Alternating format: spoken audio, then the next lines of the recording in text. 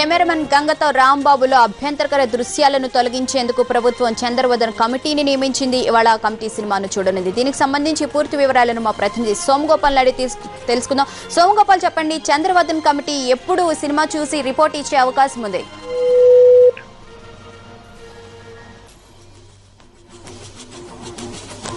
Somagopal,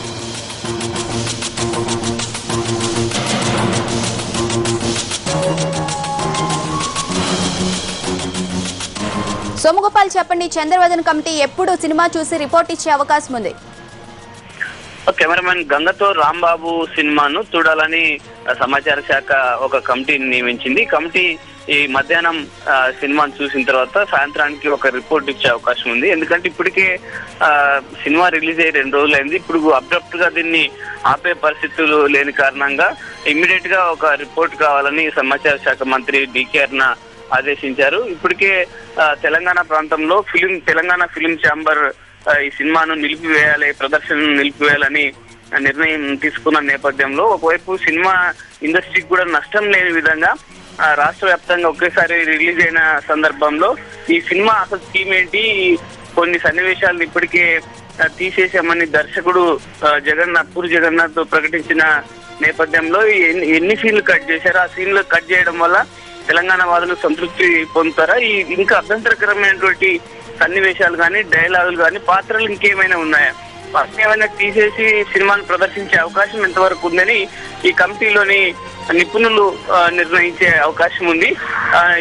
cinema industry మీద అవగాహన ఉన్న వాళ్ళని ఈ కమిటీలో నియమించారు.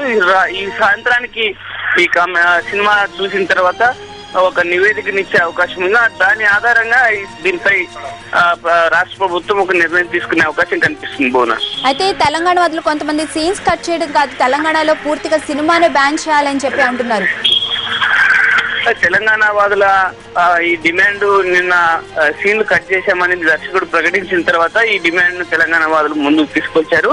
ఈ సినిమా థీమ్ కంప్లీట్ గా కూడా ఉద్యమాలకు వ్యతిరేకంగా ఉంది కాబట్టి ఈ సీన్లు కట్ చేస్తే సరిపోదు, సినిమాను కంప్లీట్ గా బ్యాన్ చేయాలన్న డిమాండ్ ను తెలంగాణ పొలిటికల్ జేఏసీతో పాటు మరి కొంతమంది జేఏసీతో అనుబంధంగా పనిచేస్తున్న తెలంగాణ ప్రాంతానికి సంబంధించిన డైరెక్టర్లు, నిర్మాతలు ఈ వార్తను తీసుకొచ్చారు.